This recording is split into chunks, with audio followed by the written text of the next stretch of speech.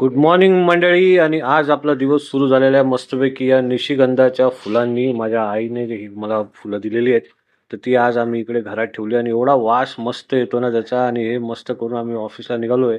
आणि आज शनिवार असला तरी पण आज ट्रॅफिक खूप जास्त आहे असं जाणवायला लागलंय मला, कारण का ओव्हरऑल ना असं एवढं शनिवारी एवढं ट्रॅफिक नसतं.